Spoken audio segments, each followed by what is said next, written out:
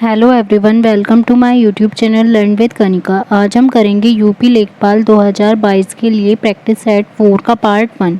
तो इससे पहले 3 प्रैक्टिस सेट कंप्लीट हो चुके हैं। तो आज हम प्रैक्टिस सेट 4 करेंगे जिसमें कि 50 क्वेश्चंस करेंगे, 25 हिंदी के और 25 मैथ्स के।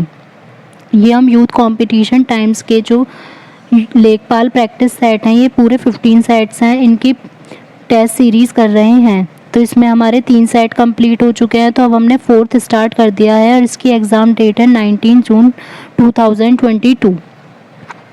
और इसमें हमें याद रखना है कि 1/4 नेगेटिव मार्किंग भी होगी। मींस अगर हमारा एक क्वेश्चन गलत होगा तो उसके लिए हमारे 1.25 मार्क्स डिटेक्ट होंगे। तो ध्यान रखना है कि जो हमें क्वेश्चन में हम श्योर होंगे, बस हमें वही अटैम्प्ट करना है। जो बिल्कुल मतलब ऐसा लगेगा कि हम किसी में तुक्का वाली चीज़ नहीं कर सकते। तो ना इस टाइम में हम स्टार्ट करते हैं। क्वेश्चन फर्स्ट है, जल्दी में कौन सा समास है? तो जल्दी में, जल्दी का जब भी समास पूछा जाएगा तो नॉर्मली हम उसका विग्रह करके देखेंगे। जैसे संधि का विग्रह करके देखते हैं, तो संधि विच्छेद कर देते हैं, तो तब हमें पता चलती है कि कौन सी संधि है। तो जल्दी का मीनिंग होगा जल को धारण किया हुआ। तो जल को धारण किया हुआ ये हो जाएगा हमारा तत्पुरुष समास। तो आंसर हो जाएगा ऑप्शन बी। नेक्स्ट है, निम्नलिखित समास विग्रह को अन्य किस नाम से संबोधित किया जाता है? तो किस पद्म आसन है जिसका, तो पद्म आसन है जिसका इसको क्या बोला जाएगा? पद्मासन। अगर नॉर्मली बोला जाएगा तो हम पद्मासन बोलेंगे। तो लेकिन इसमें पूछ रहा है कि पद्मासन, अब ये पद्मासन हमें पता चल गया किस और नाम से कहा जाता है। तो यहाँ पर जो नाम आ जाएगा तो ये हो जाएगा सरस्वती। तो यहाँ पर इसका मतलब बहुव्रीहि समास होगा। अगर ये पूछा जाए पद्मासन में कौन सा समास है, बहुव्रीहि समास, क्योंकि उसका तीसरा मीनिंग निकल रहा है सरस्वती। नेक्स्ट है, क्रोध शब्द का पर्यायवाची क्या है? तो क्रोध शब्द का पर्यायवाची हो जाएगा अमरस। तो आंसर हो जाएगा ऑप्शन बी। वैमनस्य जो होता है इसका पर्यायवाची है शत्रुता। और भीति का पर्यायवाची हो जाएगा डर। और संताप का पर्यायवाची हो जाएगा दुख। और यहाँ क्रोध का पूछा है तो ये हो जाएगा अमरस। नेक्स्ट है, अवगाहन शब्द का समानार्थी शब्द दिए गए विकल्पों में से कौन सा है? तो अवगाहन का समानार्थी मीन्स पर्यायवाची होगा, तो अवगाहन का मीनिंग हो जाएगा छानबीन करना। तो आंसर हो जाएगा ऑप्शन डी। नेक्स्ट है, उक्त शब्द का विलोम क्या है? तो उक्त का जो विलोम होगा ये हो जाएगा अनुक्त। तो आंसर होगा ऑप्शन ए। और उपयुक्त का अगर पूछा जाए तो उपयुक्त और अनुपयुक्त ये दोनों आपस में एक दूसरे के विलोम शब्द हैं। नेक्स्ट है, पूर्ववर्ती का विलोम शब्द दिए गए विकल्पों में से कौन सा है? तो पूर्ववर्ती होता है पहले का, तो पूर्ववर्ती का विलोम शब्द हो जाएगा परवर्ती, मीन्स बाद वाला। पूर्ववर्ती हो जाएगा पहले वाला और परवर्ती हो जाएगा बाद वाला, या फिर उत्तरवर्ती भी हो सकता है ऑप्शन में, या फिर परवर्ती। पूर्वज का जो विलोम शब्द है ये हो जाएगा अग्रज। पूर्वज पहले का, अग्रज हो जाएगा बाद का। नेक्स्ट है, निम्न में से एक शब्द तद्भव है। तो इनमें से तद्भव कौन सा है जो कि हिंदी में लिखा हुआ होगा?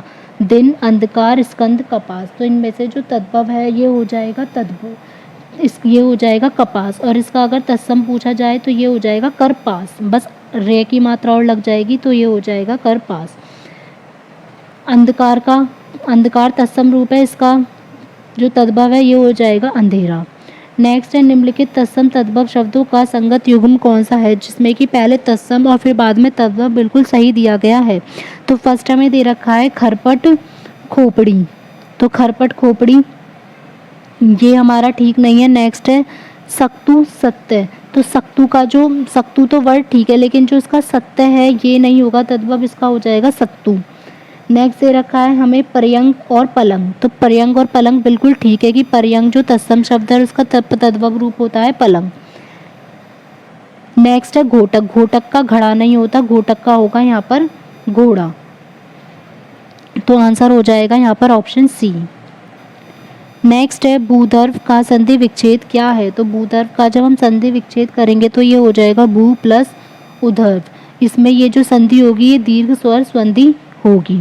नेक्स्ट है, नीरस में कौन सी संधि है? तो नीरस को जब हम तोड़ेंगे तो ये टूटेगा नी प्लस रस। तो नी प्लस रस, अब हमें पता चल गया कि ये कौन सी संधि हो जाएगी, ये हो जाएगी विसर्ग संधि। तो आंसर होगा ऑप्शन ए। इसी टाइप से नीरव, निरोग, ये जो नी से शब्द होते हैं ये इन सभी में विसर्ग संधि होगी। जिसकी पूर्व से कोई आशा ना हो उस वाक्यांश के लिए उपयुक्त शब्द क्या होगा? जिसकी पूर्व से कोई आशा ना हो उसको बोलेंगे अप्रत्याशित। अब यहाँ पर अप्रत्याशित जो सही लिखा गया है वो है ऑप्शन डी में। नेक्स्ट है जो हर समय दूसरों की बुराइयां खोजता हो, जो हमेशा दूसरों में बुराइयां निकालता रहता हो तो उसको बोला जाएगा छिद्रान्वेषी। और जो किसी के गुण और दोष दोनों की ही आलोचना करता हो तो उसको बोलते हैं हम आलोचक, लेकिन जो केवल बुराइयां खोजता हो उसे बोलेंगे छिद्रान्वेषी। Option C. अंधा बाटे रेवड़ी मुहावरे का अर्थ क्या होगा? तो अंधा बाटे रेवड़ी, इसको मतलब होगा कि अपनों को लाभ पहुंचाना।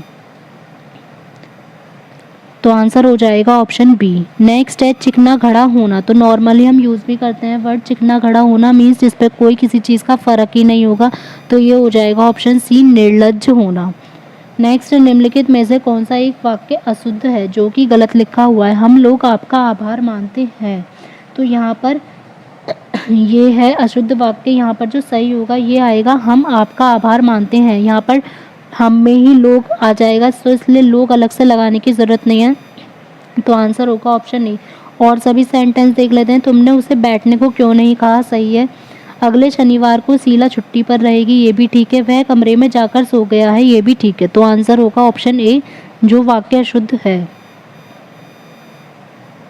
नेक्स्ट है किस वाक्य में वर्तनी संबंधी अशुद्धि है? किसमें वर्तनी संबंधी अशुद्धि है ये बताना है। यह उच्च कोटि का ग्रंथ है, बिल्कुल ठीक है। बच्चों को मेरा आशीर्वाद देना, तो यहाँ पर सेंटेंस तो ठीक है लेकिन जो आशीर्वाद है ये गलत लिखा है। यहाँ पर छोटी की ई की जगह यहाँ पर ऐसे आएगा आशी लिखेंगे पहले फिर आशीर्वाद। तो यहाँ पर ये आशीर्वाद गलत लिखा हुआ है। तो आंसर हो जाएगा ऑप्शन बी मैं आपसे क्षमा चाहता हूँ, ये भी ठीक है। यह पत्र गोपनीय है, ये भी ठीक है। नेक्स्ट है निम्नलिखित में से कौन सा शब्द पुल्लिंग है? भवदिया, डिबिया, साध्वी, संचालक। तो ये नाम से ही पता चल रहा है इसके, जिसमें भी लास्ट में ई आई आ रहे हैं ये तीनों तो हो जाएंगे स्त्रीलिंग। जो संचालक होगा ये हो जाएगा पुल्लिंग शब्द। आज हर कोई मानसिक रूप से बीमार दिखता है। इस वाक्य में जो हर कोई है ये किस टाइप का शब्द है? तो जो हर कोई वो एक जने के लिए कहा जा रहा है, क्योंकि को हर कोई लगा दिया है मीन्स ईच एंड एवरीवन। तो यहाँ पर हो जाएगा ये हमेशा जो यूज़ होगा एक वचन के लिए। तो आंसर होगा ऑप्शन डी। मैं प्रतिदिन दूध पीता हूँ, तो इस वाक्य में रेखांकित पद में कौन सा कारक है? तो यहाँ पर ये दूध पर है अंडरलाइन। तो मैं प्रतिदिन दूध पीता हूँ, तो दूध क्या हो जाएगा? कर्म कारक। तो यहाँ पर हो जाएगा कि कौन सा कारक है? कर्म कारक। निम्नलिखित में से कौन सी वर्तनी शुद्ध है? अब इसमें से देखना है कि जो अचूर्ण है वो शब्द कौन सा लिखा हुआ सही है। तो ये है ऑप्शन ए। नेक्स्ट है इन नामों में किसकी वर्तनी अशुद्ध है? तो मैथिली शरण गुप्त, सच्चिदानंद, मांडवी, राहुल, सांकृत्यायन। तो इनमें ये कौन सा गलत लिखा हुआ है? तो ये है मैथिली शरण गुप्त है पे छोटी की मात्रा आएगी, तो अशुद्ध हो जाएगा ऑप्शन ए। निम्नलिखित में से कौन सा शब्द गौ का अर्थ नहीं है? तो गौ का हमें पता है अर्थ क्या होता है, गाय, लेकिन ये एक अनिकार्थी शब्द है जिसके बहुत सारे मीनिंग होते हैं। तो इसका मीनिंग गाय भी होगा, नदी भी होगा, इंद्रिय भी होगा, लेकिन जो गज है वो गौ का अर्थ नहीं होता। तो आंसर हो जाएगा ऑप्शन डी। नेक्स्ट है निर्देश दिए गए गद्यांश के आधार पर प्रश्नों के उत्तर दीजिए। उपयुक्त गद्यांश का समुचित शीर्षक चुनिए। जीवन का एक आशय, मनुष्य की नियति, भारतीय दर्शन और जीवन, या अज्ञान से मुक्ति।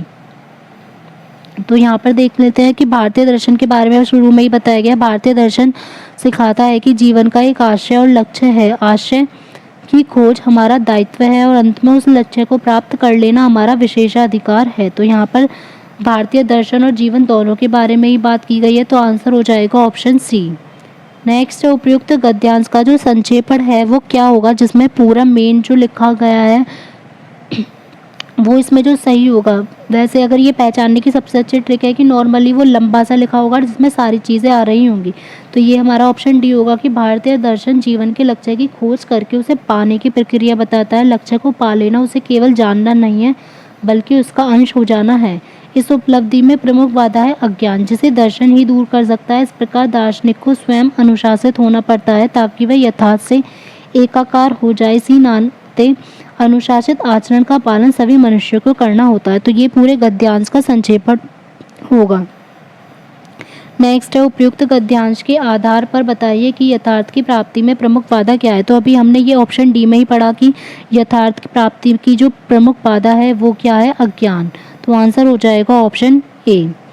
नेक्स्ट है अब हमारे हिंदी के 25 क्वेश्चन हो गए, मैथ के 25 करते हैं। 7 मीटर त्रिज्या की वृत्ताकार भूमि के चारों ओर 3.5 मीटर चौड़ा मार्ग है, तो मार्ग का क्षेत्रफल बताओ। पाई की वैल्यू दे रखी है 22/7।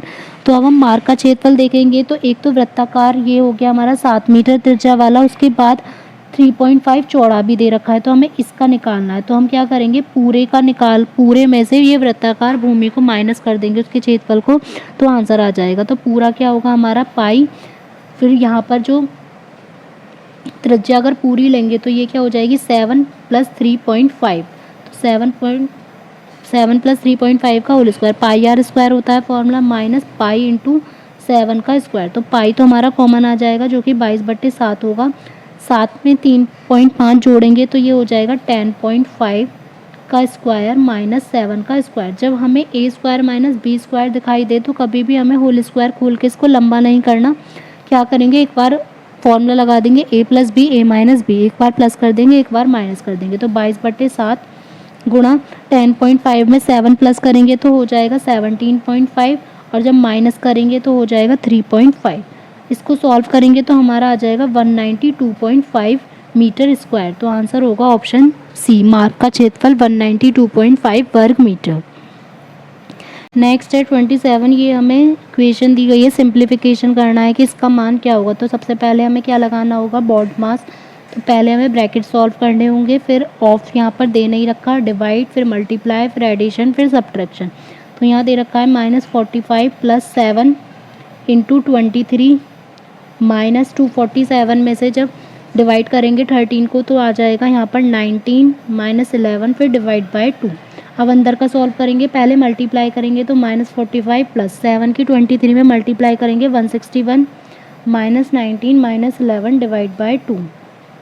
अब प्लस माइनस के बचेंगे सारे, सॉल्व कर लेंगे। 161 तो प्लस का है ही, अब ये तीनों माइनस के हैं, इन्हें ऐड करेंगे तो आएगा 75, फिर आ जाएगा डिवाइड बाय 2। 161 में से 75 को माइनस करेंगे तो 86 डिवाइड बाय 2, तो आंसर हो जाएगा 43। तो आंसर होगा ऑप्शन सी 43। नेक्स्ट है, एक आयत का क्षेत्रफल 448 वर्ग मीटर है, यदि इसकी लंबाई चौड़ाई से 12% अधिक हो तो उसकी चौड़ाई कितनी होगी। हमने चौड़ाई मान ली अगर उसकी x है तो लंबाई कितनी हो जाएगी उससे 12% अधिक, तो x × 112/100, तो हमारी आ गई 112x/100 हो गई। अब आयत का क्षेत्रफल का फॉर्मूला लगा देंगे, 448 = लंबाई हो गई 112x/100 और चौड़ाई हो गई हमारी x। अब इसको सॉल्व कर लेंगे तो यहाँ पर एक्स स्क्वायर की वैल्यू आ जाएगी 448, उसके आगे 2 0 लग जाएंगे, अपॉन 112। तो जब हम इसको सॉल्व करेंगे तो हमारा आएगा 400। तो एक्स स्क्वायर की वैल्यू 400 है, तो एक्स की वैल्यू कितनी हो जाएगी 20। चौड़ाई पूछी है तो आंसर हो जाएगा ऑप्शन डी 20 मीटर। नेक्स्ट है क्वेश्चन 29, ट्राइंगल ABC ये कॉन्ग्रुएंट का साइन है, तो या फिर सर्वांग कह सकते हैं हिंदी में। तो ABC जो कॉन्ग्रुएंट है XYZ के, तो यदि BAC जो एंगल है वो 55 दे रखा है तो ZXY कितना होगा। यहाँ पर हम दोनों ट्राइंगल अगर हम बना लें तो ये ABC दे रखा है, हमें कॉन्ग्रुएंट फिर XYZ, तो BAC A की वैल्यू दे रखी है 55 और पूछी है ZXY, तो सेम ही पूछी है जब A है और x की पूछी है और यहाँ पर सर्वांग दे रखे हैं, तो इसका मतलब जो एंगल A होगा वही x होगा। तो यहाँ पर A दे रखा है हमें 55, तो x की वैल्यू भी हो जाएगी 55, तो आंसर हो जाएगा ऑप्शन सी। नेक्स्ट है, 5 साल पहले रोहित की आयु रोहन की आयु की 2/3 गुनी थी और 5 साल बाद रोहन की आयु रोहित की आयु की 5/4 गुनी होगी, तो रोहित की वर्तमान आयु कितनी है। तो यहाँ पर दोनों की इक्वेशन बना लेते हैं। रोहित की आयु हमने x मान ली और रोहन की मान ली y। तो रोहित की कितनी है x - 5 = हो जाएगा, रोहन की आयु है y - 5 साल पहले है क्योंकि उसका 2/3 गुना। इसको सिंपली सॉल्व कर लेंगे तो हमारी वैल्यू आएगी 3x - 2y = 5। ये हमारी पहली इक्वेशन हो गई। दूसरी में हमें दे रखा है 5 साल बाद रोहन की आयु, तो पहले रोहन की लेनी होगी। y + 5 जो है वो इक्वल्स टू हो जाएगा 5/4 गुना हो जाएगी x प्लस 5 के। तो इसकी इक्वेशन जो है ये हमारी बनेगी 5x minus 4y equals to -5। अब हम नीचे पहले इन दोनों इक्वेशंस को लिख लेते हैं ताकि हम इन्हें सॉल्व कर लें। तो यहाँ पर ये अब हमारी इक्वेशंस जो बनी ये बनेंगी, एक तो बनी हमारी 3x minus 2y equals to 5, दूसरी इक्वेशन हमारी बनी 5x minus 4y equals to -5। यहाँ पर हम डायरेक्ट ऑप्शन से रख के देख सकते हैं। यहाँ पर पूछी है रोहित की वर्तमान आयु, इसका मतलब ये हमें रोहित की वर्तमान आयु दी गई है 15 वर्ष। तो रोहित की हमने कौन सी मानी थी x, तो इसका मतलब ये जो x की वैल्यू है ये हमारी 15-15 दोनों में होनी चाहिए। और यहाँ पर x और y दो हैं वेरिएबल, तो इस वजह से यहाँ हम इसको इजीली सॉल्व भी कर सकते हैं। तो क्या करेंगे, यहाँ 4y यहाँ हमारा 2y है, तो पहली वाली इक्वेशन में 2 की मल्टीप्लाई कर लेते हैं। 6x minus 4y equals to ये हो जाएगा हमारा 10 और 5x minus 4y equals to हो जाएगा -5। दोनों के सेम साइन है तो माइनस कर देंगे, तो हमारा 6x में से 5x गया, x इक्वल्स टू हो जाएगा यहाँ पर 15। तो यहाँ पता चल गई कि रोहित की जो वर्तमान आयु है वो आंसर होगा ऑप्शन डी 15 वर्ष। नेक्स्ट है, एक निजी जिम एक समय स्लॉट में 25 लोगों को समायोजित कर सकता है। इसके उपयोगकर्ताओं के लिए 3 अलग अलग समय स्लॉट हैं और निम्नलिखित चार्ट एक सप्ताह के औसत आगंतुकों को दर्शा रहा है। वह कौन सा दिन है जब वह अधिक सदस्यों को समायोजित नहीं कर सकते। तो यहाँ पर ये दिए गए हैं, स्लॉट 1 जो है वो डार्क कलर का है, जो डार्क ब्लैक है वो स्लॉट 1 है, फिर सेकंड वाला स्लॉट 2, फिर थर्ड वाला है स्लॉट 3। तो पूछा है कि जिसमें समायोजित नहीं कर सकते, तो 3 जो हमारा देखें तो संडे को तीनों की ही स्लॉट पूरे फुल किए हुए हैं, तो उसमें कोई भी सदस्य का समायोजन नहीं हो सकता। तो यहाँ पर आंसर हो जाएगा, सबसे ज़्यादा तीनों में उसी दिन है, स्लॉट 1 में भी, 2 में भी, 3 में भी, संडे में, तीनों में 25-25-25 हैं, तो आंसर हो जाएगा ऑप्शन बी रविवार। नेक्स्ट है 0.000825 प्लस 0.0 डिवाइड बाय 0.05 का मान क्या होगा। तो हम इसको सिंपली सॉल्व कर लेंगे। यहाँ पर है हमारी 30825 अपॉन 0.05। जब हम पॉइंट हटाएंगे तो नीचे तो है 2, ऊपर देख लेते हैं कितने एक्स्ट्रा, 1 2 3 4 5 6। तो इसका मतलब हमें नीचे और कितनी लगानी पड़ेंगी, 2 हटा के 10 की पावर 4। जब हम अब इसको सॉल्व करके देखेंगे तो 5 से कट कर लेंगे, ये हो जाएगा 5 1 5, फिर 5 6 30 और 165। तो 165 अपॉन हमारा आ जाएगा 10,000। तो इसको हम 0 लगा लेंगे तो ये हमारा आ जाएगा 0.0165, क्योंकि 4 नंबर पहले 0 लग जाएगी।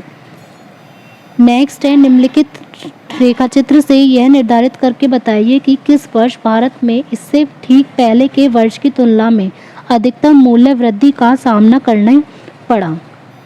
तो यहाँ पर ग्राफ दे रखा है हमें 2008, 2009, 2010, 2011 में।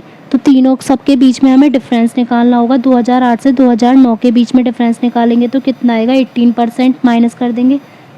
2009 से 2010 के बीच में जब डिफरेंस निकालेंगे कितना आएगा, 20% का।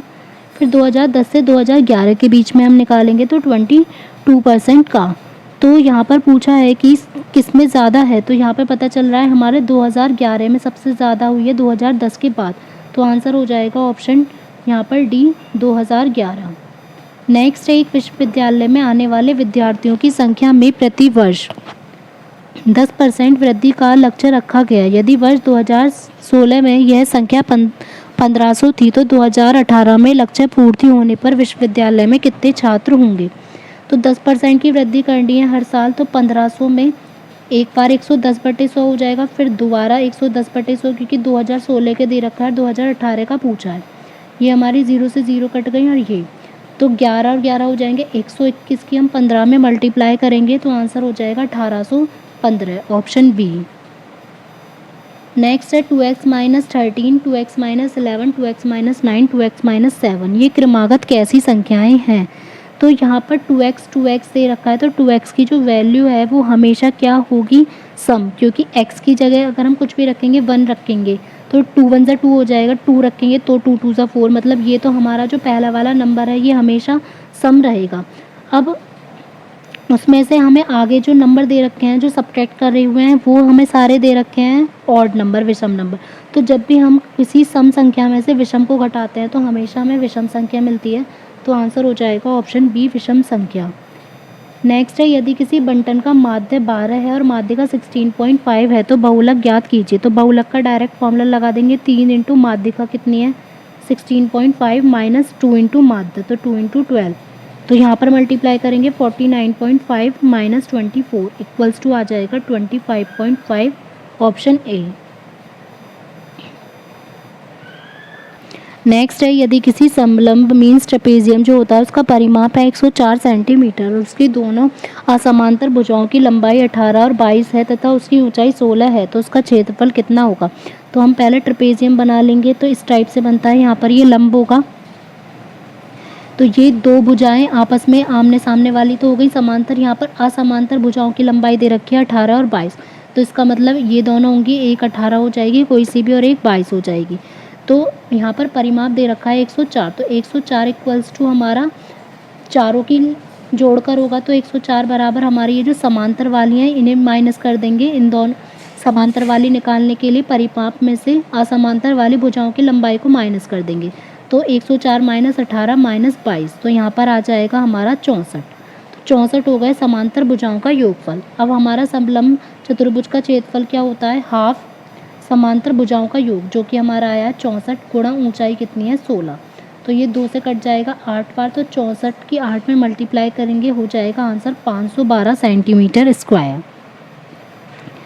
नेक्स्ट है, एक व्यक्ति x 100 रुपये की वस्तु को 10% की हानि से व्यक्ति y को बेच देता है और y उस वस्तु को 10% लाभ से व्यक्ति z को बेच देता है। तो y ने किस मूल्य पर वस्तु z को बेची।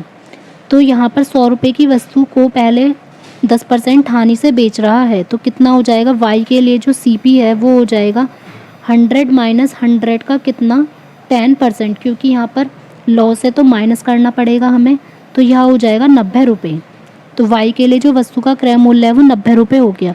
अब वो उसे 10% लाभ पर बेच रहा है, तो 10% लाभ पर प्लस कर लेंगे 90 प्लस 90 इंटू 10%। तो यहाँ पर हमारा हो जाएगा 99। तो y का जो विक्रय मूल्य है, y ने z को कितने रुपए में बेची 99 रुपीज़ में। तो आंसर होगा ऑप्शन बी। नेक्स्ट है, यदि प्रथम n प्राकृतिक संख्याओं का माध्य 15 है तो n का मान क्या होगा। प्राकृतिक संख्याओं का जो माध्य होता है n का फॉर्मूला होता है n प्लस 1/2 इक्वल्स टू 15। तो n प्लस 1 की वैल्यू आ जाएगी 30, तो n की वैल्यू आ जाएगी 29। तो यहाँ पर n का मान हो जाएगा ऑप्शन डी 29। नेक्स्ट है, यदि x plus 2y equals to -1 और 2x minus 3y equals to 12 है तो x और y के मान क्या होंगे। तो यहाँ पर हम डायरेक्ट पुट करके भी देख सकते हैं। ऑप्शन ए को ही पहले ले लेते हैं, तो यहाँ पुट कर लेंगे। तो 3 माइनस 2 2 ज़ा 4 इक्वल्स टू -1, तो -1 बिल्कुल ठीक आ रहा है। सेकंड इक्वेशन में पुट करेंगे 2 3 ज़ा 6, फिर माइनस माइनस हो जाएगा प्लस इक्वल्स टू 12। तो इसका मतलब ऑप्शन ए हमारा ठीक है, x इक्वल्स टू 3 और y equals to -2। X square minus 6x plus 8 के गुणनखंड क्या होंगे। तो यहाँ पर हमें डायरेक्ट ऑप्शन से कर लेंगे, गुणनखंड करने की ज़रूरत नहीं है। यहाँ पर लास्ट में 8 है, तो 8 को देखेंगे कि 4 2 ज़ा 8 हमारा किससे आ रहा है, क्यूब का तो आएगा ही नहीं क्योंकि स्क्वायर है। तो 4 2 ज़ा 8 हमारा इससे आ रहा है, लेकिन क्या आ रहा है प्लस का, तो +4 और -2 हो जाएगा -8, -4 और +2 हो जाएगा -8। तो आंसर होगा ऑप्शन डी, x-4 और x-2। नेक्स्ट है, निम्नलिखित पाई चार्ट 2015 में कंपनी XYZ के विभिन्न व्यय को दर्शाती है। यहाँ पर R&D, सैलरी, लोन इंटरेस्ट और इंफ्रास्ट्रक्चर और टैक्स का दिया गया है। यदि कंपनी XYZ ने विभिन्न विभागों पर कुल 100 लाख करोड़ रुपए खर्च किए हैं तो R&D में कितना खर्च होगा। तो R&D का जो परसेंटेज है वो 40 दे रखा है। जब 100 लाख करोड़ खर्च करें हैं तो यहाँ पर हो जाएगा 40 lakh crore, option D. Next है 5 2 2 7 3 8 संख्याओं की माध्यिका क्या होगी। पहले इनको असेंडिंग ऑर्डर में लिख लेंगे, तो ये हो जाएगा 2 2 3 5 7 8। अब टोटल हमारे नंबर हैं 6, तो डायरेक्ट इवन नंबर है तो जो बीच के 2 होंगे उनका निकाल लेंगे माध्य। तो 3 + 5 बटे 2, तो ये आ जाएगा 8 बटे 2 मतलब 4। तो आंसर हो जाएगा ऑप्शन सी 4।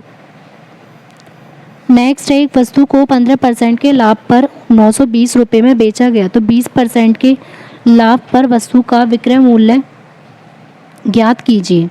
तो पहले जो CP है पहले निकाल लेंगे, ये कितना हो जाएगा, CP इक्वल्स टू, CP का फॉर्मूला होता है SP into 100/100 plus profit percentage.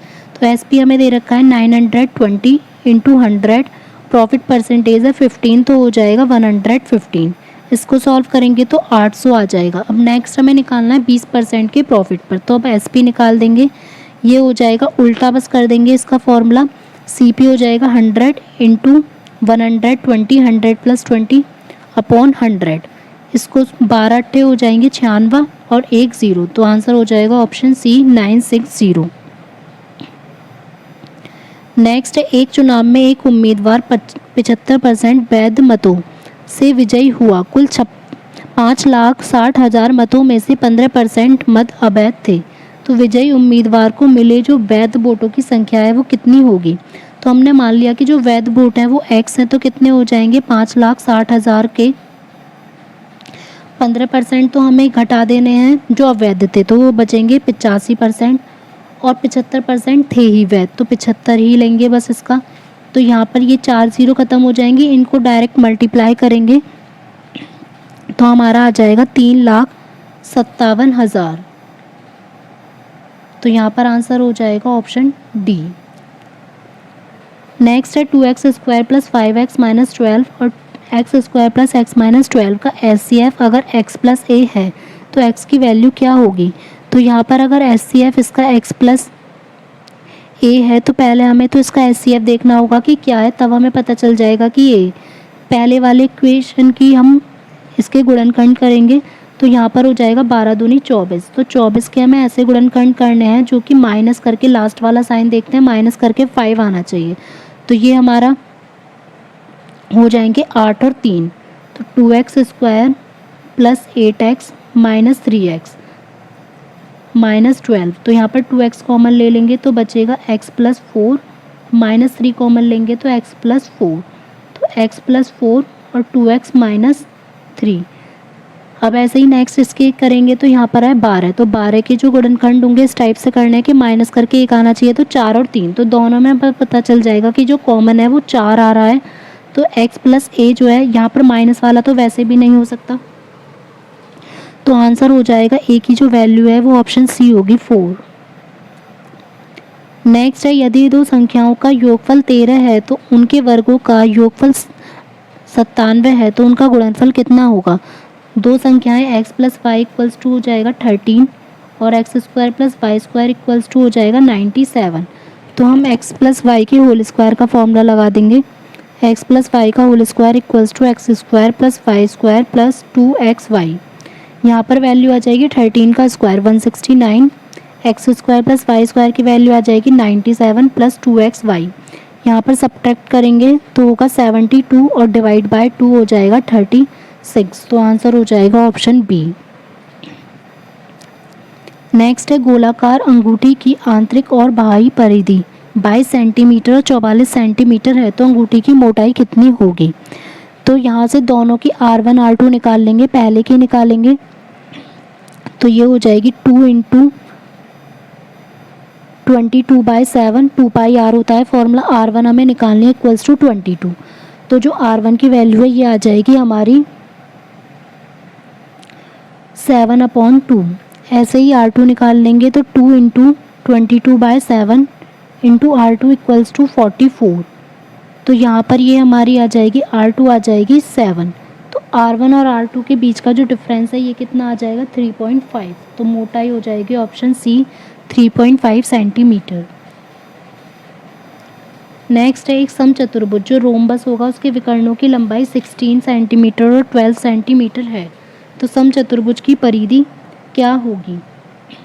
अगर यहाँ पर हमसे क्षेत्रफल पूछा जाता तो डायरेक्ट हम इन दोनों की मल्टीप्लाई कर देते, लेकिन अब हमें यहाँ पर विकर्ण दे रखे हैं 16 और 12, तो इस पॉइंट से हमारे हाफ हाफ हो जाएंगे, ये हो जाएगा 8 और ये हो जाएगा 6, तो यहाँ पर पाइथागोरस निकाल के जब 8 और 6 वैल्यू है तो ये हमारी आ जाएगी 10, तो इसकी सारी भुजाएं बराबर होंगी 10 10 10, तो यहाँ पर निकालनी है परिधि, तो इसका मतलब कितनी जो इसकी भुजाएं हैं वो 4 हैं, तो 4 गुणा 10 हो जाएगा आंसर 40 सेंटीमीटर। नेक्स्ट क्वेश्चन है समीकरण 2x² plus 5x 2x plus 5 equals to 0 है, तो जो उसके मूल हैं वो कैसे होंगे। तो जब भी हमसे रूट्स पूछे जाएंगे कैसे हैं, तो हमें वैल्यू निकालनी है v² माइनस 4ac की। b हो जाएगा 2 का स्क्वायर 4 माइनस 4 इंटू ए है 2 इंटू 5, तो यहाँ पर होगा 4 माइनस 40 इक्वल्स टू माइनस 36। तो हमें याद रखना है जब भी आंसर हमारा नेगेटिव में होगा तो हमेशा जो मूल होंगे वो काल्पनिक होंगे, और जब भी पॉजिटिव होंगे हमारे तो वो वास्तविक और असमान होंगे, और जब भी हमारा ज़ीरो के इक्वल आएगा तो हमेशा वास्तविक और समान होंगे। तो यहाँ पर माइनस में आया है तो आंसर हो जाएगा ऑप्शन डी काल्पनिक इमेजिनरी रूट्स।